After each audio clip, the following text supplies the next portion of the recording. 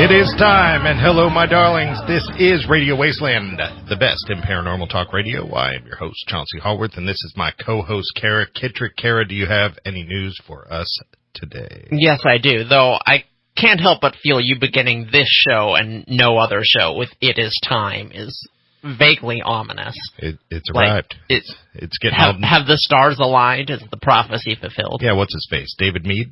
I'm getting all mead on that one. Yeah, that's true. It's getting meaty. Yeah. All right, I'm going on to the news. What news do we got? Yeah. This is silliness. So, in just ridiculous news, a tweet by James Comey, which QAnon theorists claimed contained a hidden message, threw Grass Valley, California into chaos last month. Comey's tweet listed a handful of the jobs he had had in the past, along with the hashtag 5JobsI'veHad.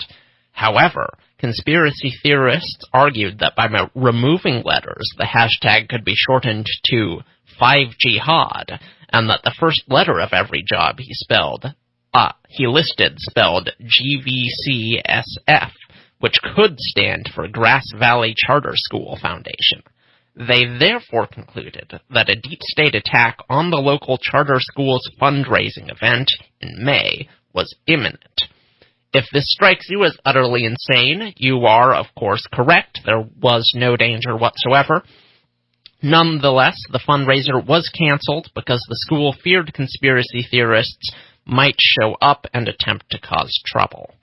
The QAnon theorist responsible for the event, was an avid follower of QAnon, as was Joe M., a Twitter account with over 100,000 followers who spread the word, saying, quote, "Nothing better happened at Grass Valley Charter School on their May 11th event."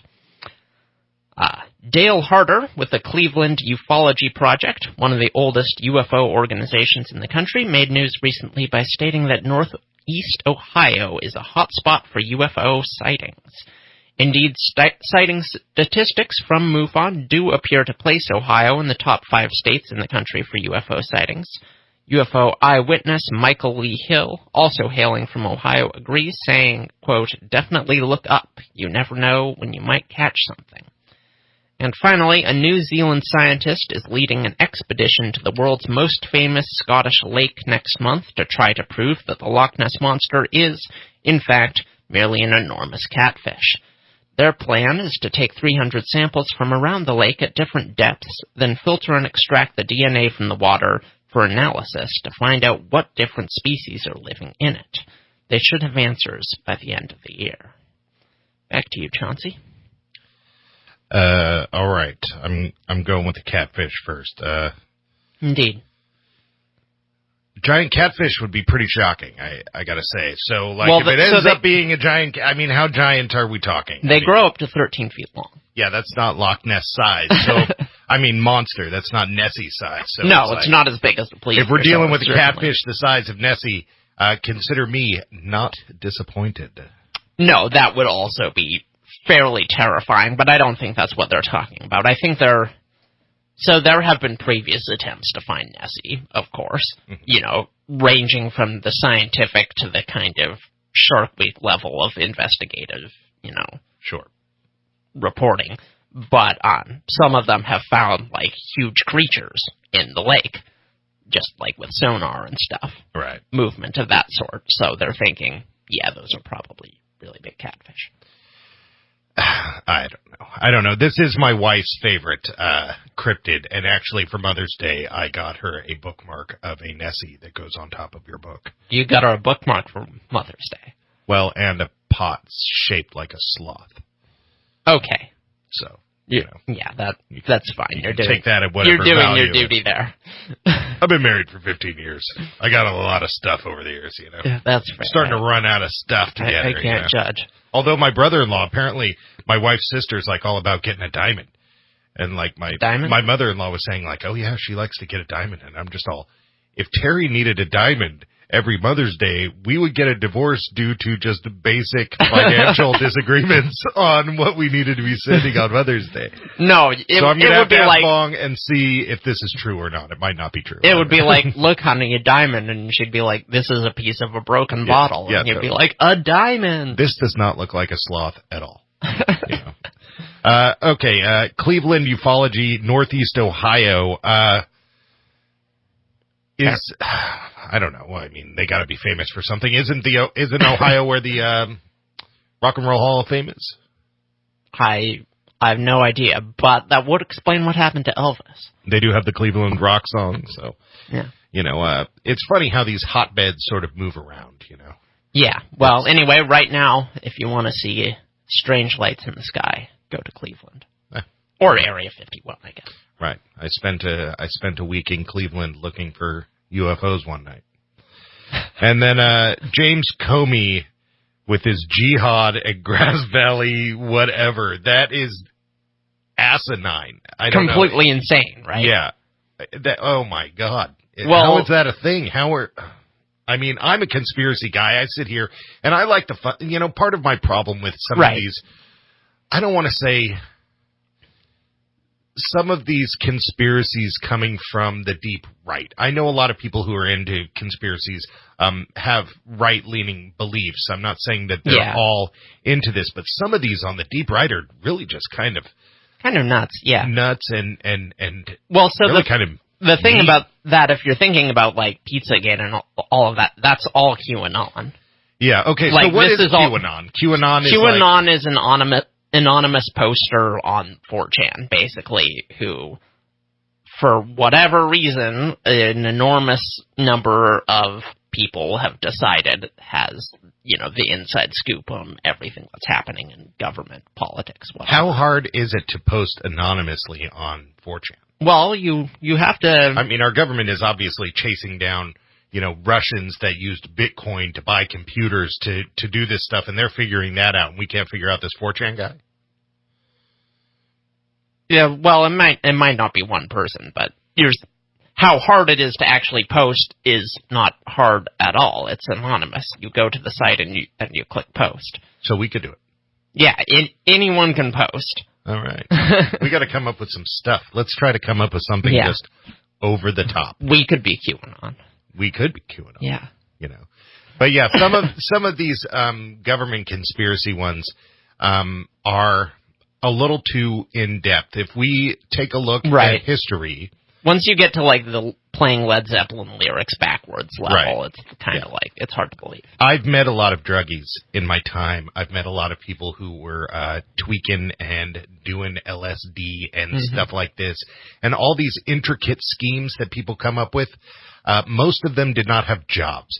People who are looking to take over the world are probably going to be a little to the point of, we're going to control them, we're going to kill them, and stuff's going to happen, and that's where it's at. It's not like we're going to put in some secret jihad message in our Twitter accounts. That is not Machiavellian. It's like, that's not happening. Well, just going by statistics, there's probably about 3 million people with just paranoid symptoms in the United States, which, judging by a quick look online, they're all on Twitter. Well, now they're all going to be after us.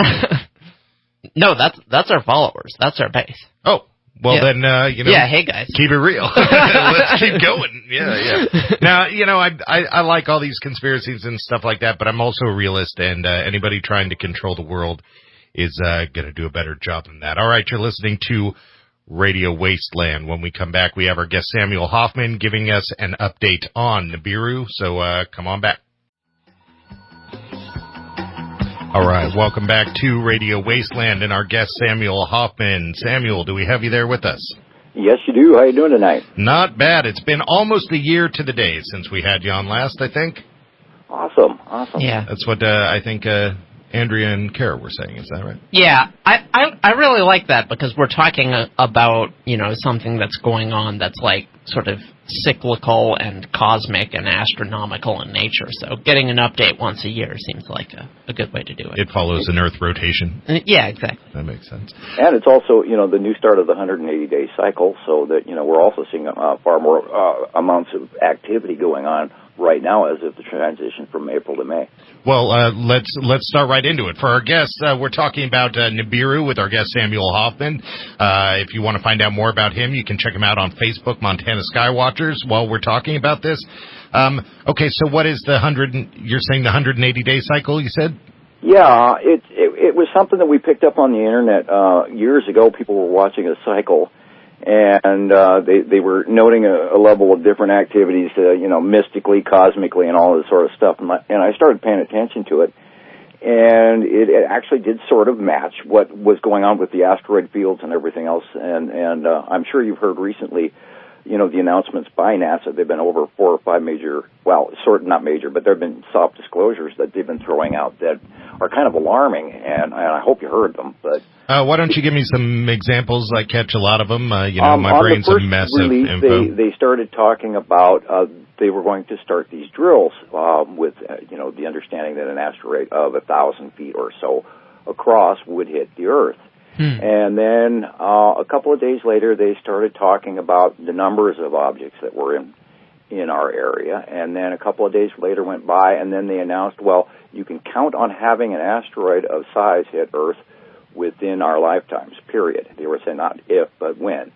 And then literally on the 4th major one that I took note of, they were actually discussing what their results of the simulation were. It was going to hit New York, and 1,350,000 people were going to die within X amount of radius blast zone and all of this. So they're basically soft disclosure prepping us for what we've been watching at Montana Skywatcher come in for just about 7 years. We started having these sightings of this little blip in the upper left hand part of a lot of the captures, and it was oddly shaped and rainbowy and weird, and then over time it got bigger and bigger, and then we kept our eye on it. And of course, to this day now we have thousands of the pictures to what we call the object cluster group, because we've noticed numerous very large asteroids, smaller asteroids, and then just mile after mile after mile behind it in rainbow refracting debris with electrical discharging. And I'm sure we probably talked about the OCG here a year or 2 back. Yeah. But probably briefly. But anyway. So is it your thought that these asteroids are coming with we are. We're system, in an not asteroid ours? field normally at this time of year with our normal solar system, the one that everybody knows about, and Halley's Comet is recently going by here at this point in time also, and then we had the exiting of a couple of major asteroids that they've been watching leave our solar system, and there was all this to do about that. Of course, most of it is distractive. But there is a group of asteroids that orbit underneath the middle batch of the rotating Nibiru group.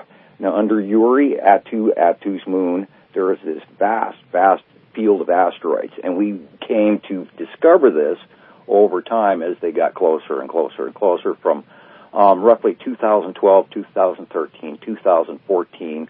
We started seeing these rainbow debris ion cool things going off in space, and of course NASA and everybody who was talking to some of us, some of our scientist friends, saying, "Oh no, there's ice debris in our atmosphere," and then we kept seeing these repeated patterns of shape and grouping and everything else, and so we kept watching this. And about 2014, 2015, they started getting so close and started passing within actual very close distance to Earth. And then 2016, 2017, 2018, and 2019, one of the major asteroids has been crossing within Earth's ionosphere and in between us and the moon, and where it literally goes from the east coast to west coast. And we just went through that pattern about a week and a half ago.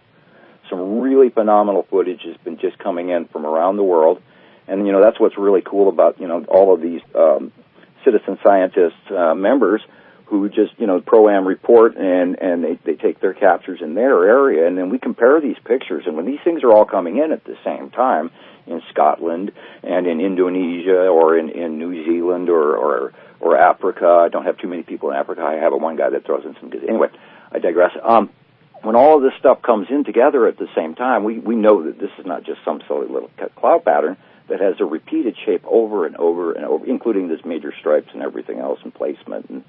And then there was a period of time back in 2016, 2017, I don't remember exactly the date, but we had a close pass where I saw the freakiest lightning storm I've ever seen in my entire life. And I love storms. And I'm up here in Montana. And it went by, and all of these lightning bolts come blasting out of the same location over and over and striking the same place. And it's like, how can that do? You know, because lightning supposedly doesn't strike. But when you're seeing it do it 11 times in the same spot, and the most largest lightning bolt you've ever seen in your life, and that happened here recently to some other folks on the East Coast, and they sent me the pictures in last week. And so we're seeing these asteroids, and they are orbiting on a standard rotational daily process where they round, and we can see them as they rotate under these circulating planets that go by us and now over our heads. And they're so close, they're sky pillars. I mean, these things are phenomenal. And we see the constant repeated cloud patterns in the base clouds and over the last 10 years. Now, we've been doing it 10 years this July that we've been sighting the passing planets, from first seeing them coming in under us in Antarctica and all the way to the point where they got a horizontal around 2011, and then we saw them standardly in our sky zone in the northern hemisphere from 2012 on. So this is something we've been watching every day for 10 years now, and this is so documented.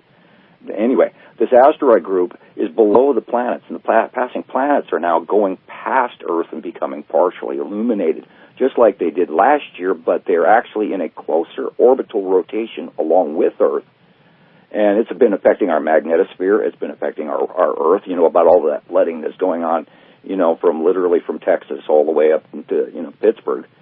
And all of this weather is a direct effect of this rotational close passes. It's like sticking a large spoon in a big pot and stirring it.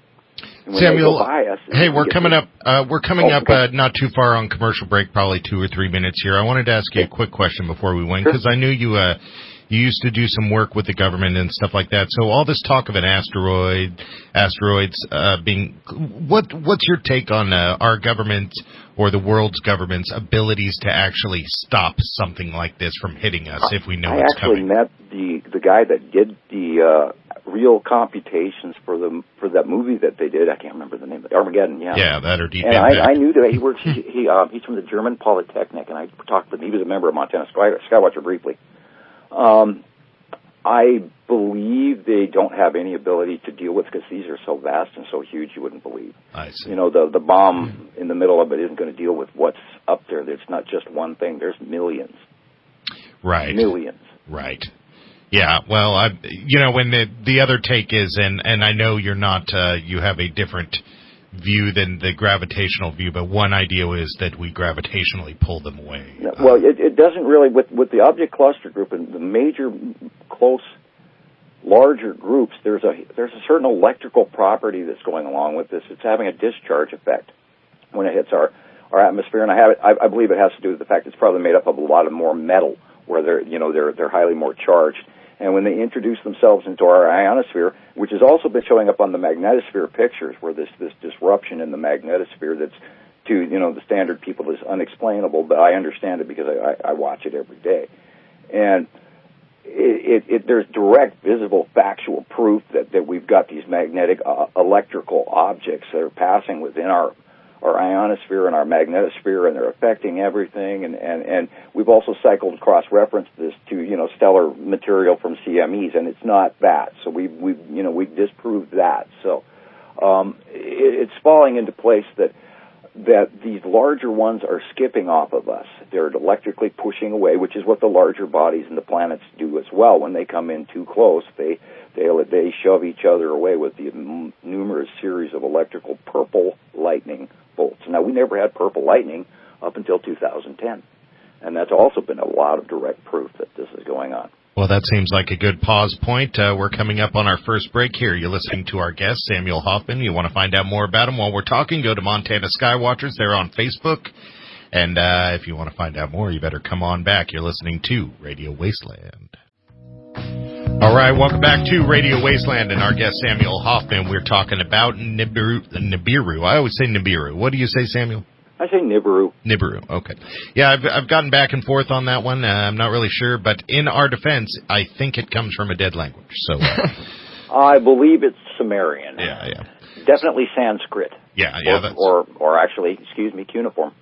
Every time I think of Sanskrit, I think of that movie PCU, where he's just you're majoring in a 5,000-year-old dead language, and then he gives him a paper on Spanish. Well, there were so many back then, and that all boils back to the last cycle as well. And most of the major civilizations that developed a good portion of these languages, early languages, are completely discounted and not even understood as being at the same time period of the Nibiru cycle.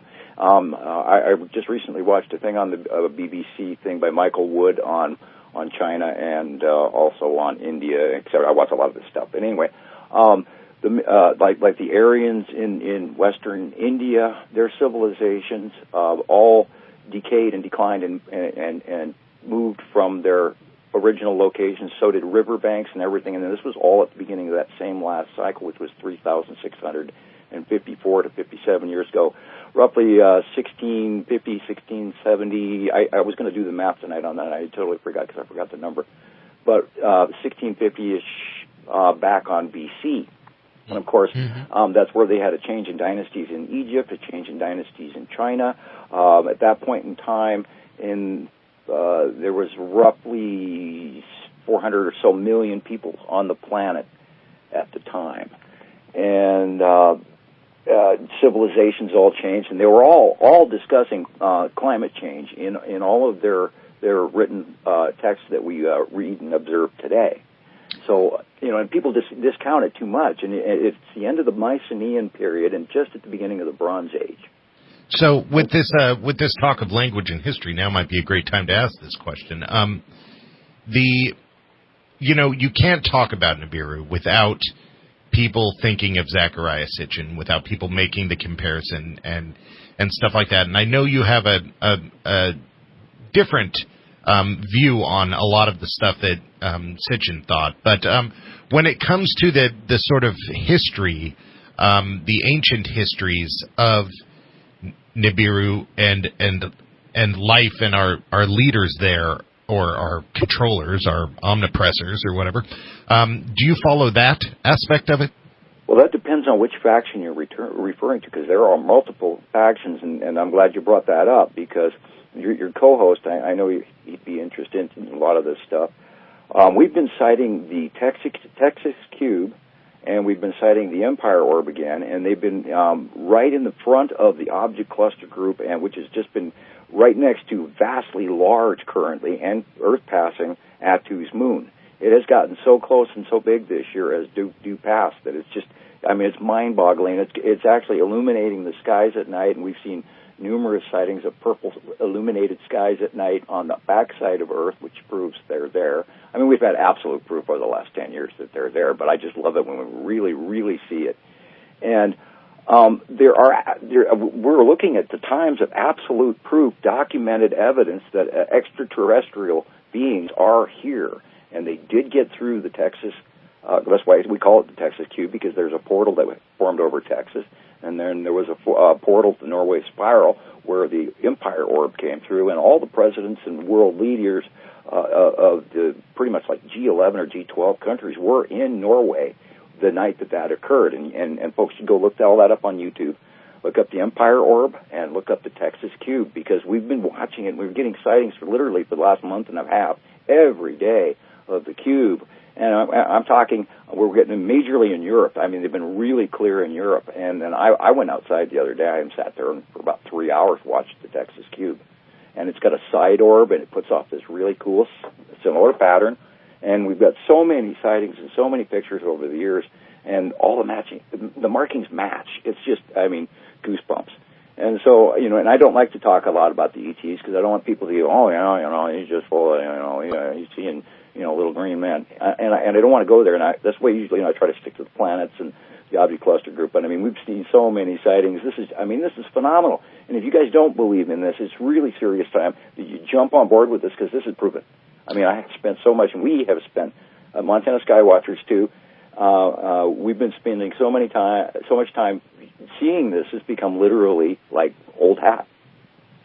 So is it your going back to the planets? Is it your take that the major weather phenomenon that we're seeing. You know, everybody's talking about global warming and that it's causing these things. Are you saying that it's the planets, that global warming's also happening? Is it a combo, or what? Now, what do you think? The binary solar system that we are made of, there are 2 suns, 2 sets of planets, 2 groups, and they are attached to Hercubus, which is a massive, it fills parts of our entire solar system, gas giant that holds the 2 stars together.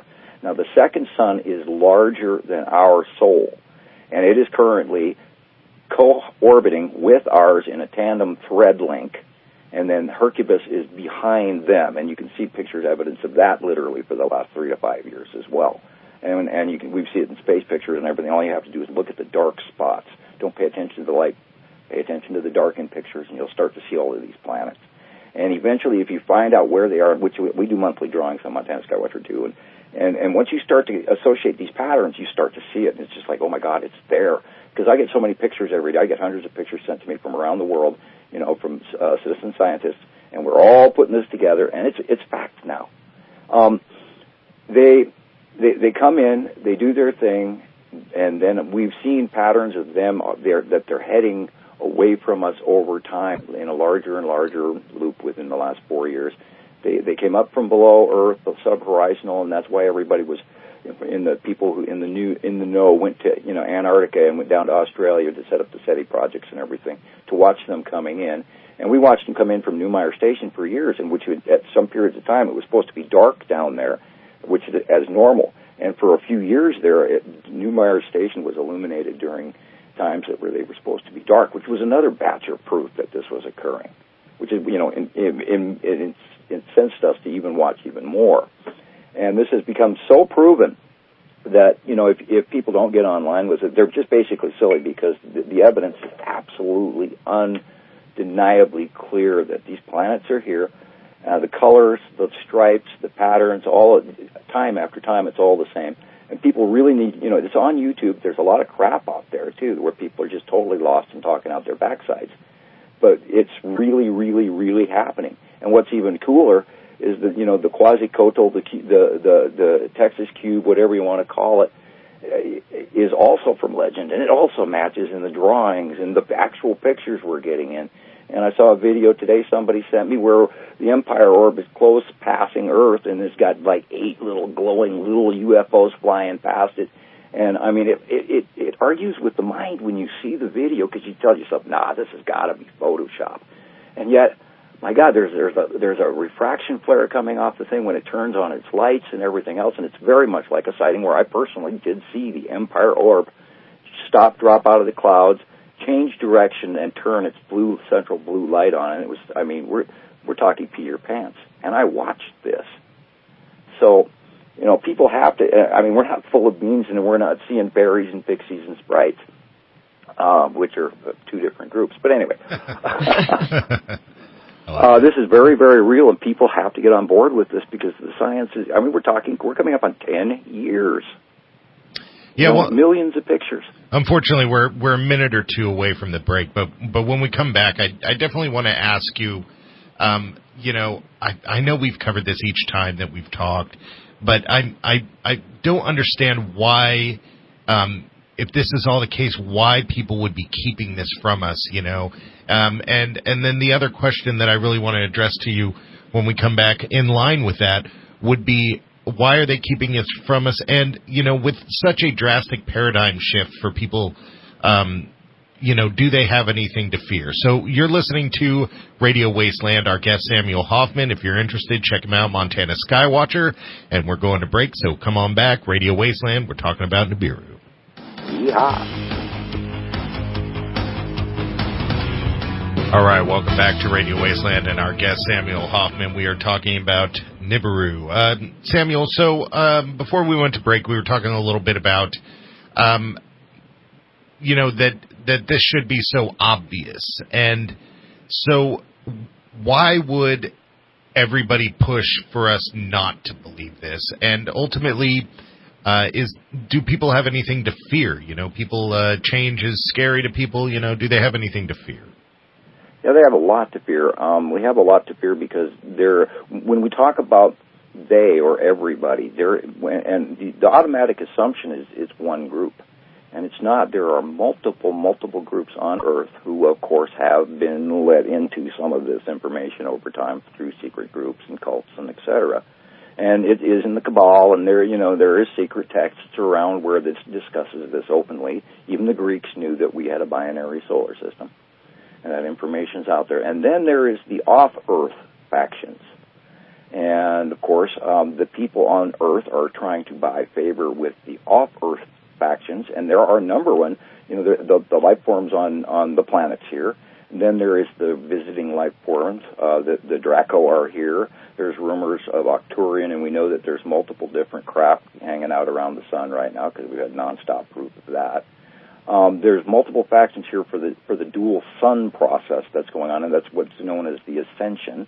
This is known as a living ascension. Now, the Mayan calendar refers to transition from the 4th age to the 5th age during the 13th Baktum, and you can look that up as well. These factions are all playing for the golden ticket on the bus, and then there's a lot of people who know about the deep underground bases and stuff, and I hate to even mention that, but they do exist. I've been in one. They're deep. Frankly, you'll never get me back in one, and I wouldn't want to be having the world move over the top of me and leaving me down there anyway. But they're completely self-sufficient, and they've got everything they ever dreamt of down there, and they're still loading it to this day. And so they're going to, of course, when you see the rats start to scurry, and this will be all the way to the last minute, either when we lose world power from a major CME or we get hit by a larger asteroid, which NASA is currently warning over. And I'm amazed to this day we have not seen another Chelyabinsk event from the object cluster group with the asteroids. Not that all the big ones are going to miss us. There's going to be some stuff that's going to scrape off. And so we're going to get hit by something, and I'm amazed it hasn't happened yet. So I'm still looking to this summer, to this fall, through the 180-day cycle, when all of this stuff is recently drastically close at a certain recognizable pattern that we've seen from the last couple of years. Now, I don't know exactly if it's going to be the same this time. I know it's a lot closer. I know they're highly illuminated because once they pass into the light, where we're looking at them instead of the illuminated side, instead of looking at their dark backsides and having to find them literally by cloud definition and base clouds, which is also in some of my videos. It's called Understanding the Skies, Edition 1, Samuel Hoffman. It's on YouTube. That tells you the base cloud patterns and how to recognize it when the clouds enter our ionosphere and close past Earth. And then all these storms and cloud generations occur, and they have specific patterns that we have recognized and documented over the last 9 years. But back to the people. They don't want this. It's going to happen. There's going to be a culling of the herd like there is every cycle. And if you look back through history, and if you understand Sumerian texts and some of the information that is talked about, you have to understand the role of humans. We're on an Earth factory. We produce for the larger system. They come back every 3,654 years, collect their commodities that we provide for them.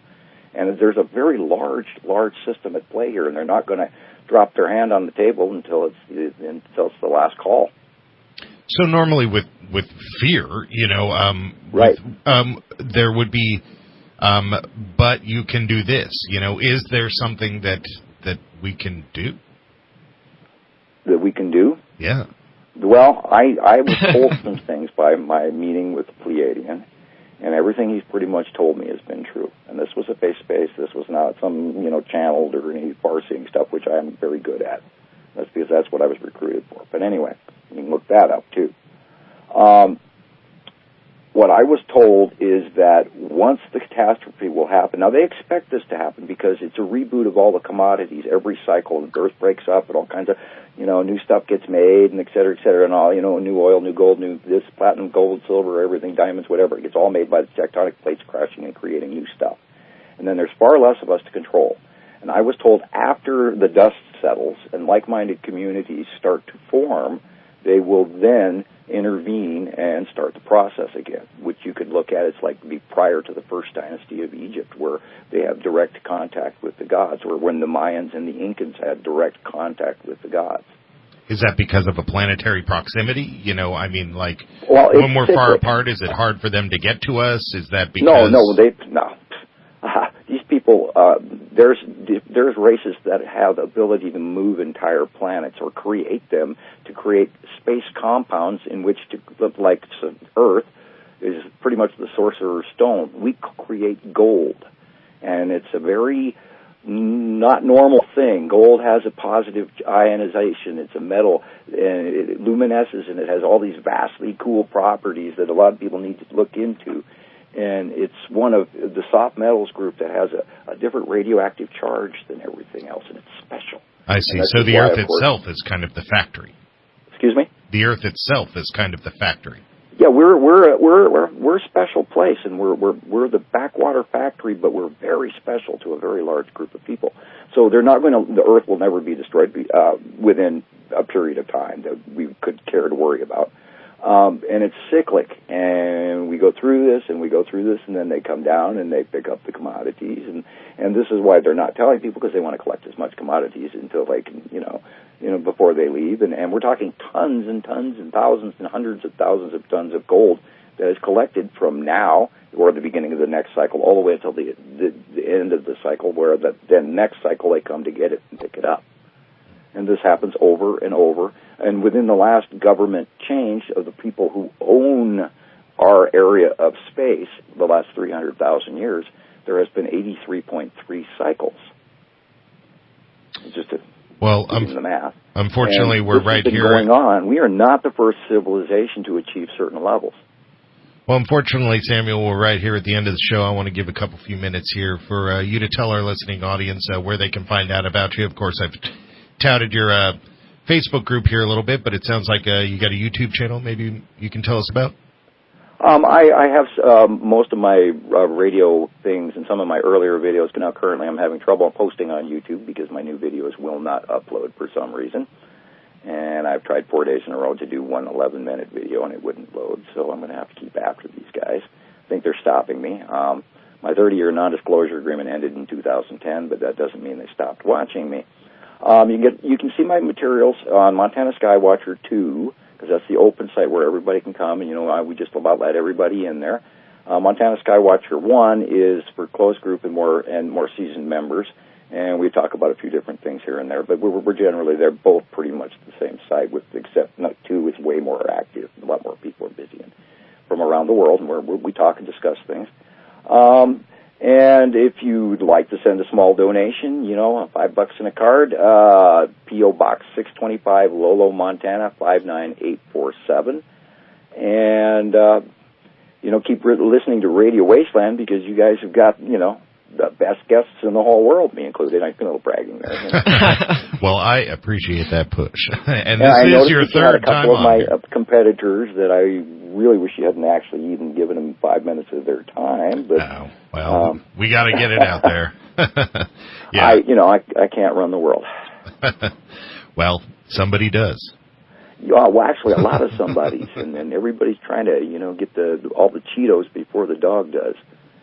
Well, Samuel, it's been great having you back on. We're going to have to do it again. And I'd like to thank you for having me. Yeah, no problem. It has been a great show. You've been listening to Samuel Hoffman here on Radio Wasteland. Check us out at radiowasteland.us.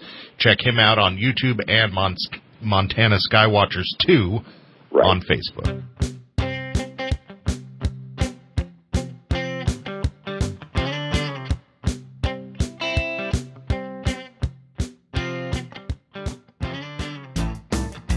All right, welcome back to Radio Wasteland. We've been listening to our guest, Samuel Hoffman, talking about Nibiru. All right, Kara, what'd you think? That was our third time up on here with him. Indeed. And it does seem to be getting steadily more dire. It does. It does seem to be getting more dire, but he did warn of impending catastrophe last time as well, so... I think that's the nature of conspiracy on the whole, is that if it's not dire, what do we care? I mean, if there's some big conspiracy for them to cancel the Flash off the CW, chances are that is not going to show up. We're not going to talk about it on our show. Right, yeah. Yes. But then again, we've talked about, I guess most of what we talk about then doesn't really qualify as conspiracy. No, we deal with conspiracy and mystery. Exactly. And most of what we talk about. And the cancellation of the Flash does not fall under mystery either. Is this whole segment just an excuse for you to roast the CW. Because in which case, I completely agree. No, they renewed it. And I watch all of these, so it's like, I don't know why you do that to yourself. I don't know. It's like it's hard to be so smart. I need some dumbing down. Maybe you just need to drink heavily before you watch these shows. Oh, I do. Oh, no, God, and it's still that bad? I'm actually not much of a drinker now. Okay. But no, I always enjoy having Samuel on. I think, like you, I am a skeptic, but I'm a skeptic on a lot of these things. But right. I don't know what to call it. Okay, so some of my favorite conspiracy people over the years have had very over-the-top stuff that I didn't know if I believed or not. Sure. One of my favorites has always been Richard C. Hoagland. Mm-hmm. And he started out with the structures on Mars and structures on the moon, and lots of photographs of that, and I guess what I'm trying to get around here is using the word mythology, but I don't know what else to call it. You're more learned when it comes to words, so maybe you can help me with this. But I love the mythology behind these collections of these ideas that all tie together to make this. It is definitely different than, we saw some lights in the sky once in 1914, and that's the end of it. Yeah, it gets my imagination going, and it always has. I agree. Which is kind of the point of the show. Yeah, so absolutely. Well, my two new favorite YouTube things that I watch is this show called Comic Tropes on YouTube that's all about comic books and the history of comic books. Indeed. And another one called Toy Galaxy. Toy Galaxy. Yeah, I haven't heard of that. Where they sort of talk about all the toys from the 80s and the mythologies and the TV shows that go into them and stuff like that. And I was remembering the other day, I'm just, this is why I'm a total failure at life, is because I was ruined. Nothing is ever good enough. So between Lord of the Rings and 85 episodes of Robotech and giant mythologies having to do with He-Man and 30 years of comic books with the Transformers and stuff, to me, nothing is ever done. Everything has to be larger than life and have these great mythologies to go along with them. And that's why I enjoy some of these things. It's like with Samuel Hoffman, he has all of these ideas. He gives you the whole package. He gives you all the answers. Right, and they actually intertwine. It's not just a bunch of BS that's been hucked at you. They actually intertwine and come to a resolve. Whether you believe it or not, well, that's up to you. But, it is a collected, well-thought-out collection of belief systems, Right. Well, it seems like what you just described is a religion. Yeah, that's true. I do find religion interesting, too. Yeah, well, me too. I would find it less interesting if it wasn't so influential on all of our lives. Well, how many followers does Samuel Hoffman have? I don't know. Not enough to be arguing in the mall when I try to go buy something. That is true. Religions, it's like people are going to war over this crap. Yeah. It's hard for me to enjoy it. Right. And get into the imagination. It's like a TV show that's been ruined by the crazy fans. Totally. Like, the TV show's good, but, there was some controversy about a character or something. And right. There was a Twitter war, and that's all you know about the show. Right. And I always do love having him on, and I'm hoping to have him on again. A year was too long. I hope to have him on again as soon as I marinate on this one. We get ourselves some good questions together, although Samuel does a lot of the interviewing himself. That is true. He does, and that makes a very easy guess, so it's nice to be able to just kind of sit back, and it's as though I'm listening to a show that I like. And hopefully that doesn't... An experience that's usually alien to us here on Radio Wasteland. Yeah, well, I hope that doesn't come across as a, backhanded compliment. It's not.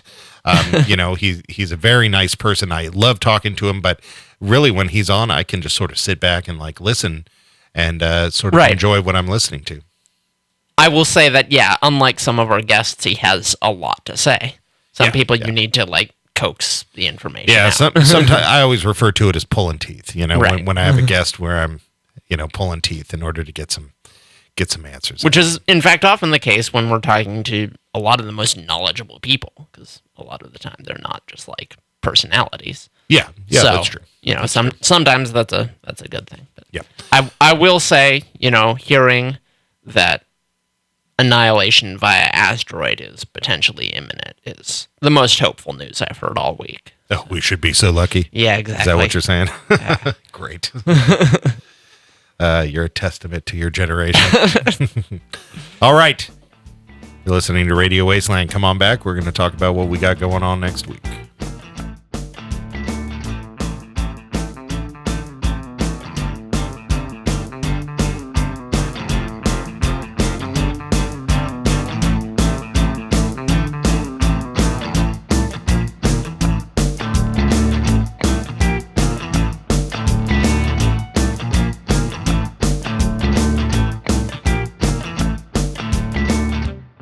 All right, welcome back to Radio Wasteland. Kara, next week we have Scott Blake. He also has a Para X show, and he is a practical effects artist.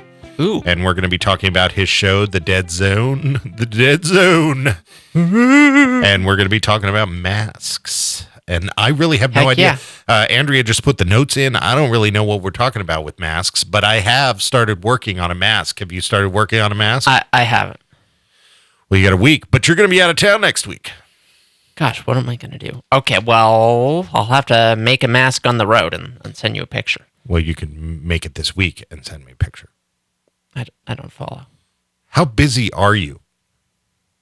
No, I'm not busy at all. I just refuse to do things on a schedule that would make sense with my life. I see. Yeah. Well, I am working on a mask. In the last segment, I was talking about comic tropes. Oh. My show I like, and he's got a character on there, a robot named Infotron. And I'm going to make an Infotron mask. I'm already working on it. I got my supplies put together, but I got to... Why on earth did they go with Alexa or Siri when they could have gone with Infotron? Totally. Infotron, where's the closest McDonald's? Right, and then you get like three people talking together in a monotone sort of voice. Totally, like a Dalek, like three Daleks going like... Yeah, exactly. Turn left, right, turn left. Exterminate exactly. your vehicle because you're at Burger King. That's not how you park. Have you just been destroying your car every time you arrive at your destination? Exterminate your vehicle. How many cars have you bought? Well, I mean, Daleks, they're on wheels. So, they probably think it's a little redundant. No, they're not. They don't have little feet. They're rolling around. No, they sort of like glide. They're like what? They don't have wheels. Have you watched Doctor Who? Yes, I have, and I watched Doctor Who in a different generation than you, and they most certainly had wheels. Okay, maybe they had wheels back then, but that was like artistic Tom license Baker or whoever the fourth Doctor was. I'm sure they weren't like supposed to have wheels. No, they weren't. They tried to hide them, but I mean, yeah. When it went over a rock, you could tell it went over a rock. I mean, that's fair. Yeah. Okay, in-universe Daleks do not have wheels. They're hoverers. Right, they are hoverers. All right. So next week, masks we're talking about, and I assume that you find this interesting. I assume you're not much of a movie fan. No, I love masks though. But because you're really of a generation where so in my generation, movies were sort of the pinnacle. Sure. It's like you watch TV because you didn't have a movie. But movies was where the magic was. Right. But of course, these younger generations, of course, they got video games. They got shows of movie quality. They got all sorts of media and ways to consume media, so people like to complain, oh, back in my day. But no, I understand. We live in a world of... A lot of times what I find most interesting is like podcasts and web originals because they're not, focus group to death and... Right, yeah, and that's my problem built with TV with a lot of the time. Profit margin in mind. And yeah, that's a problem I have with movies. That's definitely a problem I have with TV. And so, yeah, if I want to see something made by like young people who share my values and who just want to create an interesting story, generally that's what I look for. Well, I think that's kind of the world where practical effects has been relegated to. Yeah. And so I assume, with all the artsy bones in your body, you probably have a mad amount of respect for practical effects. No, I love practical effects. Yeah. So that's really I don't know very much about effects, practical or otherwise, so I can't really nerd out about it. But no, I have deep respect for the practical effect artists of the world. Yeah, just the ability to sit down and actually create something. And, that's there with computers as well. But there's something about art. Yeah, so there is an art artist. to it. There's absolutely an art to it. So I'm looking forward to talking to Scott Blake next week. And, of course, he is brother from another mother because we're both on Para X. Oh, yeah, that's true. So I'm looking forward to that. Right. Everyone on Para X has to share blood in a ritualistic, right, sort of cistern. It's a whole thing. It was a process, and then we get branded. So, yeah, we can feel each other's emotions right now. As soon as you sign up for Para X, you automatically get 4 cats in the mail, and you're all like, okay, and then it comes with some candles and a bloodletting kit. And, of course... Right, exactly. A self-addressed stamped envelope to send the blood back. Exactly. It's kind of like, what's the bread? You know what I'm talking about? The community bread? I always thought this was, the most disgusting thing ever. I have no idea what you're talking about. Okay, so, hippie people. Jared, have you ever heard of the community bread? No. Okay. So hippie people, I don't know, this might not be the right word. They, make a loaf of... They make this stuff for the bread. Okay. And then they bring you chunks of it, and then you, make your own bread and add to it, and now you got a bread with a chunk of their bread in it. What? And it like carries on. bread. Yeah, it carries on, and you, spread the bread. I don't know. I'm going to have to research this better. I'm deeply skeptical. No, it's real. It's real. Yeah, it's really weird. Man, my wife is kind of ex-hippie, man, and there's a lot of weird stuff. They were making kombucha in buckets in their yards and spreading the bread around. And that I can understand, but spreading the bread, I don't know. The mushroom tea in a bucket in your yard. And they would also talk about how the planet actually had a spore trail of mushrooms and how mushrooms were a part of life. It was kind of like Star Trek Discovery, the mycelium network or some business. Sorry, I'm trying not to cuss. This is so ridiculous. Yeah, well, that makes sense. All right. Anybody want to talk to me about the bread, hit me up on my personal number. Other than that, check out Radio Wasteland next week with our guest, Scott Blake. Good night.